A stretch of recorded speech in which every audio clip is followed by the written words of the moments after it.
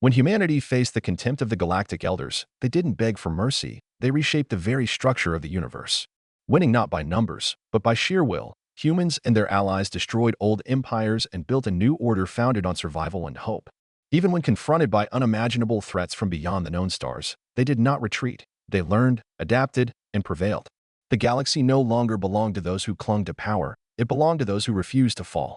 And when new worlds lit up among the stars, it became clear, survival is a choice we make again and again. Stay with us if you want to see how the story ends, and don't forget to subscribe. The Galactic Council chamber was alive with murmurs, a chorus of different species exchanging hushed words under the shimmering artificial starlight of the vast domed hall. Delegates from 100 worlds gathered here, towering reptilians, gelatinous intellects, multi-limbed strategists, and ethereal beings of pure light. At the center, a hologram flickered to life, displaying a blue-green planet, Earth. High Chancellor Orcs, a towering insectoid from the Vunak Dominion, tapped his claws against the stone podium. His voice, a series of clicks and hums translated into the universal tongue, echoed across the hall. We must put this matter to rest. Humans are an anomaly, a species that stumbled into the stars wielding crude technology and primitive instincts. They fear war. They cling to peace because they know they cannot survive true conflict.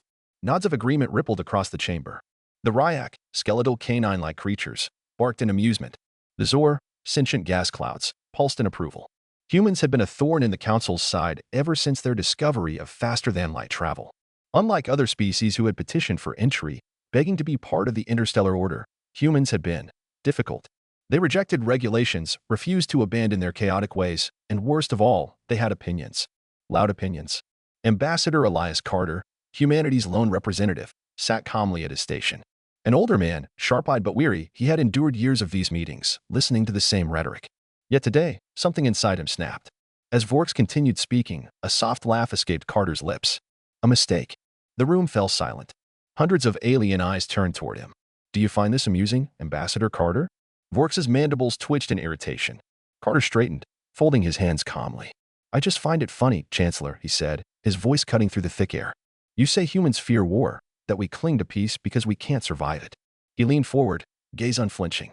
Let me ask you, do any of you know what happens when humans go to war? Silence, deep and uneasy, filled the chamber. You think we fear war, Carter continued. No, we hate war. There's a difference. We hate it because we know exactly what we are capable of when it begins. Vorks clicked his mandibles dismissively. Bluster. Humanity's record shows your wars are frequent and senseless. Your history is filled with destruction for petty reasons. This only proves your inferiority. You don't get it, Carter said. Other species go to war for resources, for power, for expansion. But when humans fight, when we truly commit, we don't stop. We adapt. We endure. And we break our enemies in ways they don't even understand until it's too late. A cold tension spread across the hall. A few delegates shifted uncomfortably. Are you threatening us, Ambassador? One of the Ryak delegates growled. Carter exhaled slowly. No, Chancellor. I'm warning you. A ripple of laughter, thin and nervous, flickered through the chamber. You speak as if we should fear a backwater race of primitives, Azor pulsed mockingly. You have no fleets, no warships, no armies. What do you have that could possibly make us afraid? At that moment, a notification blinked on Carter's datapad. It was done. He smiled, a genuine, quiet smile. Oh, he said softly, I think you'll find out soon enough. Across the vastness of space. Human warships decloaked above Vorlon. 5, the capital world of the Galactic Council. They had been there for days, silently watching, calculating. Now they moved. The first missiles launched. The first explosions shattered the illusion of peace. Vorlon, 5 had never known war. It was the beating heart of diplomacy, where treaties were inked and conflicts avoided. War was something that happened elsewhere, to lesser civilizations. Until today. The council chamber trembled violently. Artificial starlight flickered out, replaced by the harsh, screaming red of emergency alarms. Delegates cried out in alarm as the floor quaked beneath them. High Chancellor Vork spun toward the central holographic display, which now showed dozens of human warships emerging from the void, weapons primed. What is the meaning of this, Ambassador? Vorks demanded, his voice almost a shriek. Carter remained seated, hands neatly folded. You wanted an answer, he said, his voice icy. Now you have it. Another explosion rocked the chamber. Through the great glass windows, fire and smoke rose from the once pristine city beyond. Human strike teams moved with terrifying efficiency. Laser turrets went offline. Shield generators detonated in plumes of flame. Planetary defenses, built for ceremonial posturing rather than real war, crumbled like paper before a storm. The chamber dissolved into chaos. "This is an act of war," barked the Ryak delegate, baring his fangs. Carter chuckled. "No," he said. "This is efficiency." Vork slammed his claw against the podium. "Madness. Humanity has no military strength. You lack the—" The doors of the chamber burst open. Council guards stormed in, escorting a new arrival, a tall figure clad in sleek black armor, the insignia of Earth's unified fleet command gleaming on his chest. Admiral Nathaniel Graves. He moved with the steady precision of someone who had already won. "It's done," Graves said simply. Carter nodded. "Losses?" he asked. "Minimal," Graves replied. "Defense grid neutralized. Planetary fleet surrendered." Vork's eyes widened in horror. Impossible. But the proof was all around him. The rumble of distant bombardments, the flickering lights, the smoke curling into the sky.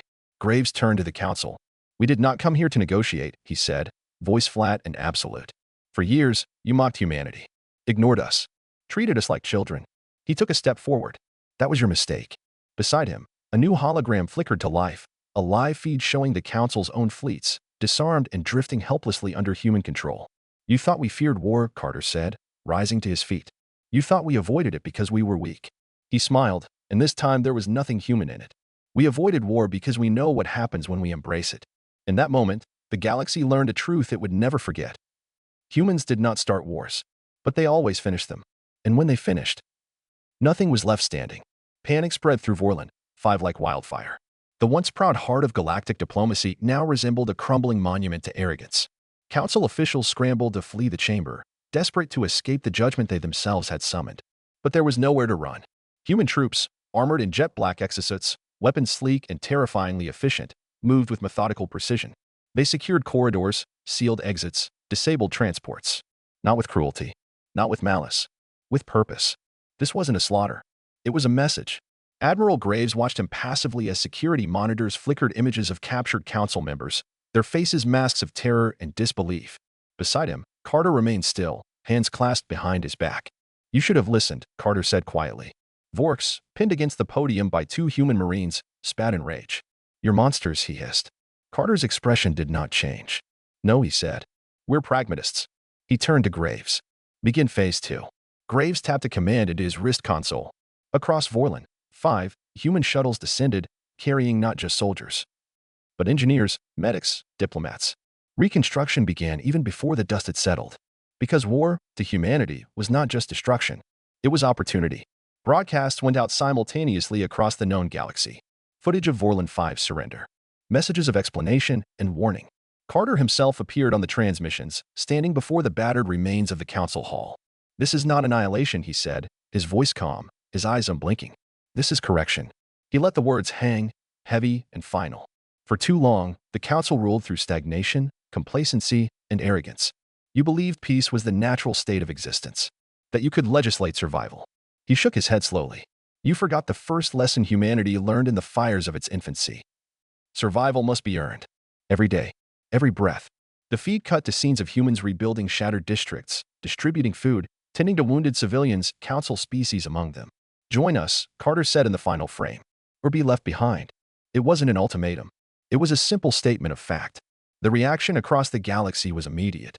Some worlds rebelled against the Council's collapse, only to find themselves faced with the efficiency and ruthlessness of Earth's new fleets. Others capitulated immediately, sending envoys to the newly formed Terran Assembly, a coalition of human and liberated worlds dedicated to a new galactic order. Most simply watched, waited, and remembered that humanity, once dismissed as insignificant, now held the fate of countless systems in its calloused hands. On Earth, the news triggered celebrations unlike anything seen since the end of the last continental wars. For the first time in human history, their destiny was their own. No more gatekeepers. No more mockery. Only the open stars, waiting to be reshaped by human hands. But not all were convinced. In the shadowed corners of the galaxy, old powers stirred. Hidden enclaves of the Ryak lords. Remnants of the Kretson dominion. Isolated battalions of the shattered Verati syndicates. They whispered among themselves, plotting revenge, dreaming of reclaiming lost glory. Carter anticipated this. He expected no less. Humans knew better than any other race that victory was never absolute. It was a constant struggle, a flame that needed tending, lest it gutter and die. Admiral Graves convened a meeting aboard the flagship Resolute orbiting Vorlon 5. The War Council was small, hand-picked officers, intelligence agents, strategists. At its center, Carter stood, a ghost among giants. "Order will not sustain itself," he said bluntly. "We must forge it." He outlined the next phase, securing key hyperlane nexuses, fortifying strategic worlds, offering alliances where possible, and imposing control where necessary.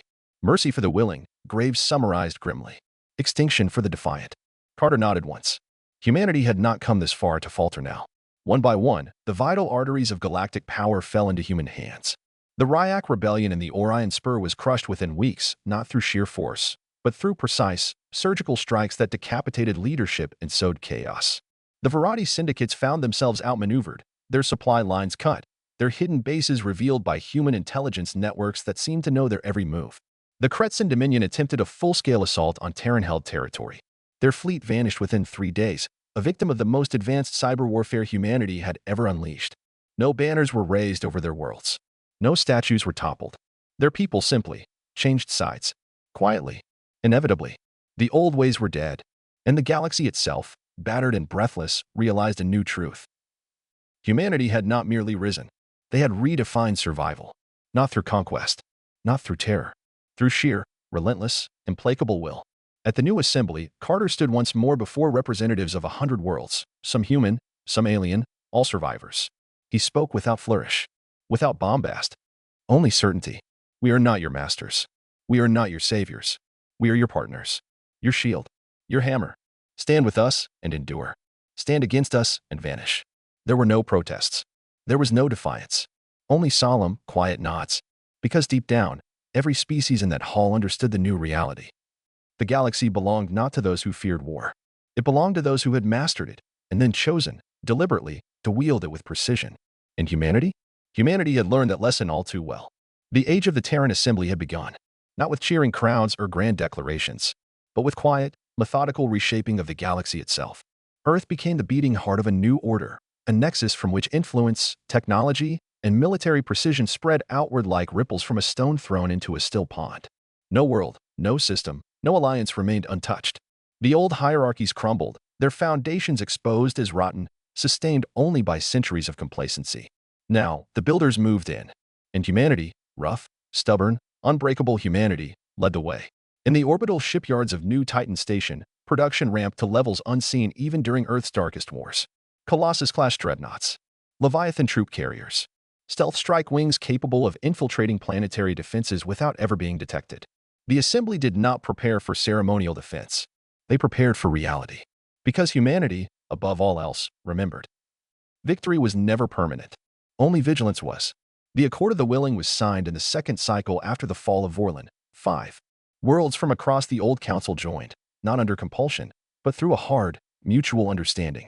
Earth would offer protection, technology, stability. In return, they demanded loyalty. Not blind obedience, but commitment. A shared future. A shared fate. The old powers sneered, whispering that humanity would fracture under the weight of so many disparate species. They were wrong. Because humanity didn't seek to erase differences. They weaponized them. Adaptability, creativity, diversity of thought, a form of survival strategies. Humanity built not an empire. They built a network. A web of worlds bound by choice, by necessity, by sheer, stubborn will. But the shadows had not been entirely driven away. The remnants of the old council schemed in the dark, whispering of resistance, of liberation. On the dead world of Vorkith Prime, a conclave of surviving elders plotted humanity's downfall. They sought allies among the shattered remnants of failed empires. They rebuilt warships in secret shipyards hidden within stellar nurseries. They crafted viruses designed to target human DNA. They designed weapons meant to shatter the assembly from within. They believed humanity had grown soft in victory. They believed wrong. The first strikes came sudden and sharp. Sabotage on New Titan Station, a reactor breach that killed hundreds. A biological attack on Mars colony, halted only by the lightning-fast deployment of Terran Medical Corps. An assassination attempt on Secretary General Anika Zhao during the Accord Summit, foiled at the last second by an assembly guard of mixed human and Corvan blood. Each attack failed. Each failure revealed more of the conspiracy. And humanity responded with the same brutal clarity that had carried them from the jungles of old Earth to the stars. Find the enemy. Expose them. Break them. Operation Glass Phoenix was authorized with unanimous approval from the Assembly High Command. No more defensive measures. No more warnings. Strike first. Strike finally. Strike without mercy. Admiral Graves himself led the campaign. A surgical, relentless assault across 100 systems. Hidden shipyards, burned to ash. Secret conclaves vaporized from orbit. Bioweapon facilities, seized intact, turned into monuments of failure. No civilian centers were touched. No worlds were razed. Only the architects of rebellion were eliminated, their dreams of restoring the old order reduced to whispers on dead winds. At the campaign's conclusion, Graves addressed the assembly. He spoke only 12 words. "We did not seek war, but if you bring it, we end it." And so humanity etched a new warning into the bones of the galaxy. Cross us at your peril, not because we are cruel, not because we crave conquest, but because when survival demands it, we become unstoppable. The galaxy adapted. It had no choice. Humanity's strength was not just in weapons or ships. It was in the idea that survival was an act of choice, made every day, forged through blood, sacrifice, and stubborn hope. Old empires fell silent. New worlds rose. And at the center of it all, Earth remained, not as a tyrant, but as a reminder. Victory is not given. It is earned. Again, and again, and again. In a quiet ceremony atop the rebuilt Grand Assembly spire on Earth, Secretary General Zhao planted a single tree, a cutting from the oldest living tree on Earth, transported from the ruins of the Amazon basin. It was small, unimpressive, vulnerable, but it would grow, because that, above all, was humanity's gift to the stars. The refusal to wither, the refusal to break, the refusal to accept anything less than endurance. And as the new assembly worlds watched that tiny sapling stretch toward the sky, they understood. The future would not be ruled by fear. It would be built by those who refused to die, who refused to kneel, who refused to give up. And Earth, battered, scarred, magnificent Earth, would lead them into that future. One breath, one step, one endless fight at a time. The assembly's reach extended farther and faster than even its architects had dared imagine. Within a decade of Vorlon V's fall, human influence touched every corner of the known galaxy. Old trade routes, once bound by cartel monopolies and ancient tariffs, were reopened under assembly jurisdiction, guarded by mixed patrols of Terran, Corvan, and dozens of allied species. Colonies that had stagnated under council neglect flourished under Terran guidance, their cities glowing with life and industry. Where once corruption had drained the frontier dry, new systems of governance, enforced by assembly law and Terran pragmatism, restored order. The transformation wasn't perfect. No revolution ever is. But it was relentless. And the stars themselves seemed to realign around this new center of gravity, Earth. Secretary General Anika Zhao traveled constantly, her presence a living symbol of the Assembly's ideals. She spoke at terraforming ceremonies on New Thessaly. She stood shoulder to shoulder with Corvan veterans on the memorial fields of Dravos. She unveiled the first panspecies university on Haven's Reach, where beings of flesh, crystal, vapor, and machine sat side by side, dreaming of futures undivided by old prejudices. Where the old council had ruled through distance and aloofness, Zhao ruled by proximity, by presence, by the simple, immutable human truth. You do not build alliances from thrones. You build them face to face, hand to hand, breath to breath. In hidden places, resentment simmered. Whispers of human imperialism grew among the last remnants of the old orders. They pointed to the black-armored assembly marshals. They pointed to the Terran-built infrastructure on alien worlds. They pointed to the quiet, unyielding expansion of ArcNet, humanity's decentralized information network that now touched every world within assembly reach. But for every whisper of resentment, there were louder voices of gratitude. Farmers on rimward colonies who no longer starved. Scientists from minor species who finally had access to research grants and starships. Children of forgotten worlds who now dreamed not of survival, but of exploration. The galaxy was changing, and while not everyone loved the new order, few could deny it was better than the chaos it replaced. The Assembly Council convened once more on Earth, a massive convocation unlike anything in recorded history. Delegates from every member world arrived, bringing with them the hopes and fears of trillions. For many, it was their first visit to humanity's cradle. They were struck not by the glittering megacities, though those were impressive, not by the towering space elevators piercing the skies, though those were magnificent, but by Earth scars, the preserved ruins of old Chicago, left untouched after the resource wars, the memorial craters of New Delhi, still glowing faintly under containment fields, the wall of names in London, where the dead of 1,000 battles, human and alien alike, were remembered equally. Earth did not hide its pain. It wore it, openly, proudly, a living testament to a truth that resonated with every survivor who set foot on its soil. We endure. We rebuild. We remember. At the opening ceremony, Secretary General Zhao stood atop the assembly dais and spoke words that would echo for generations. Strength does not come from power. Strength comes from survival, from choosing every day to build instead of destroy, from refusing to surrender to despair, from standing again and again, no matter how many times you were knocked down. She raised her hand to the gathered thousands. You are the heirs of survival. You are the builders of tomorrow. You are the guardians of this fragile, stubborn hope we call civilization. The cheers shook the earth itself, and in that moment, a new identity was born. Not Terran, not Corvin, not Ryak or Varadi or Zor. Assembly. Survivors, all. Builders, all. Dreamers, all. Bound not by blood or biology, but by a shared refusal to die. Across the galaxy, celebrations erupted. Monuments to old empires were quietly dismantled, replaced by libraries, schools, observatories. The first interspecies exploration fleet, the Pioneer Ark, launched from Haven's Reach, its crew a tapestry of dozens of races, united under the Assembly banner. Not as conquerors, not as dominators, but as explorers, as seekers, as stubborn, relentless builders of futures yet unimagined. Not all challenges vanished. Piracy flared in the outer reaches. Plagues and famines demanded rapid response. Old hatreds died slow, ugly deaths in certain corners of space. But the Assembly met each challenge the same way humanity had met its own extinction again and again. With grit, with unity, with the ironclad certainty that survival was a choice, and they chose to survive together. At the heart of it all, Earth endured. Still battered, still imperfect, still magnificent. The world that taught the galaxy not how to rule, but how to rise. And as night fell over the Assembly spire and 1,000 different species danced and sang beneath alien stars, the truth was clear. This was no human empire. It was something greater, something rarer, something infinitely more powerful. A galaxy reborn, forged not by conquest, but by survival, stubborn and glorious. Even as the Assembly expanded and solidified, its leaders knew peace was not eternal. The galaxy was vast. The unknown still yawned beyond the charts and sensor nets. New dangers would come not from the remnants of broken empires, but from regions untouched by any civilization.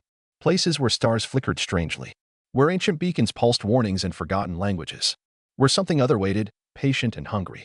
Humanity had long ago learned to expect the unexpected, and so the Assembly prepared, not by building walls, but by forging weapons tempered with wisdom, fleets guided by compassion, soldiers trained as protectors first and warriors second. The next threat would not find a galaxy fractured by fear. It would find a galaxy ready. The first hints came from the frontier stations beyond Perseus' arm. Deep space miners stumbled across derelict constructs, alien beyond comprehension, vast structures orbiting dead stars. Scout ships reported brief, inexplicable sensor blackouts. Exploration fleets found entire systems stripped bare, planets reduced to scorched stone, their atmospheres vaporized. The old powers would have panicked. The old council would have convened endless committees, wringing their appendages in fear. The Assembly acted.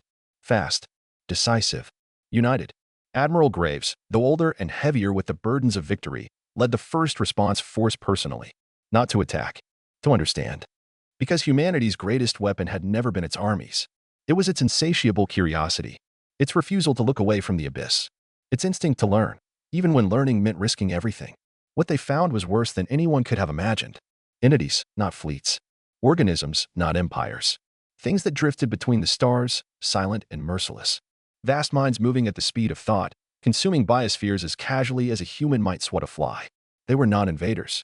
They were forces of nature. And they were moving toward Assembly space. The war that followed would never be officially named. There were no grand declarations, no propaganda campaigns. Only action. Swift. Precise. Terrible.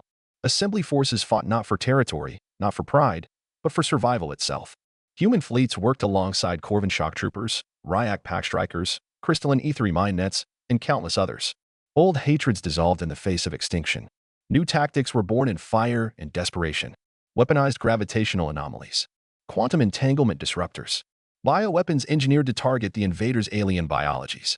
Each victory was paid for in blood. Each defeat a lesson burned into the Assembly's bones. At the heart of the defense was Earth. Not as a fortress. As a beacon. Broadcasting hope across the void. Reminding every world, every fighter, every frightened child sheltering under alien skies. We have survived worse. We will survive this. Together. And survive they did. After 8 brutal cycles, the last of the invaders were driven back beyond the black veil of uncharted space. Their fleets broken. Their minds fractured by the relentless, united will of 1,000 worlds. The cost was staggering. Whole colonies lost. Stars dimmed by sacrifice. Millions dead. But the Assembly endured. Because survival wasn't measured in victories. It was measured in what you built afterward. In the aftermath, a new era dawned. Not a rebuilding, a reinvention. Assembly scientists unlocked new technologies from the wreckage, propulsion systems that bent space itself, medical advances that erased genetic disease, energy solutions that rendered scarcity obsolete. The frontier opened wider than ever before. Exploration fleets surged beyond the rim of the known galaxy, carrying the assembly's stubborn, defiant spark into the void. And everywhere they went, they carried a message written not in words, but in action. We survive. We endure. We build. We hope. Back on Earth, now a sacred world spoken of in the same breath as ancient origin myths, a single new monument was raised. Not a statue. Not a weapon. A simple obelisk of living stone, etched with the names of every world that stood, every species that fought, every life given so that others might dream. At its base, a plaque in Terran standard. To those who refuse to fall. And above it, forever shining, the stars, older than war, older than fear, older even than hope, watched. Silent witnesses to a truth they had seen played out 1,000 times, in 1,000 galaxies. Those who refuse to die reshape the universe itself. Those who build endure beyond memory. And those who dream, they conquer eternity. Years turned into decades. The assembly grew, not in conquest, but in spirit. Worlds once isolated by fear or ambition now stood linked by webs of trade, culture, and exploration. New species emerged from the dark fringes of the galaxy, drawn not by banners of dominance, but by the assembly's undeniable truth. Survival was better together. It wasn't a utopia. There were disputes. There were mistakes. There were tragedies. But through it all, the assembly endured, because it was built not on perfection, but on resilience. On a stubborn, furious belief that no matter the odds, life was worth protecting. Dreams were worth chasing. And futures were worth forging with calloused hands. Humanity changed, too. Gone were the fragile old divisions of nation and creed. Gone were the petty squabbles that once consumed their infancy. They had been tempered in the fires of survival. Sharpened by loss. Strengthened by hope. They became something more. Not rulers of the galaxy. Not masters of all they surveyed. Something rarer. Something infinitely more powerful. Shepherds of possibility. Children born 100 light-years from Earth learned Terran history alongside their own ancestral songs. Veterans of worlds humanity had once only dreamed of now marched under the same banners, swearing oaths not to flags, but to ideals. Explorers in ships built by a dozen species ventured into the uncharted dark, carrying not weapons, but seeds of knowledge, of hope, of stubborn, defiant life. The galaxy did not forget the wars. The scars remained. But they became reminders, not warnings. Proof that from ruin, something greater could rise. Something enduring. Something beautiful. In the far future, on the edge of a newly seeded world orbiting a gentle red sun, a teacher gathered students, human, Corvin, Etheri, Ryak, and dozens more. They sat beneath a living monument, a great tree whose roots had been carried from Earth across endless stars. The teacher spoke of history, of darkness and light, of endings and beginnings. And when the youngest child asked, "How did we survive all those terrible wars?" the teacher smiled, not sadly, but proudly, and said, "Because we refused to be what they expected. Because we refused to fall when others gave up. Because we chose, again and again, to build instead of destroy. Because we knew that the stars belong not to the strongest, but to the ones who endure." The children cheered. And somewhere, far away, Earth turned slowly under alien skies. Still battered. Still scarred. Still shining. A monument not to conquest, not to empire, but to a simple, stubborn, magnificent truth. We survived. We rebuilt. And we never stopped reaching for the stars.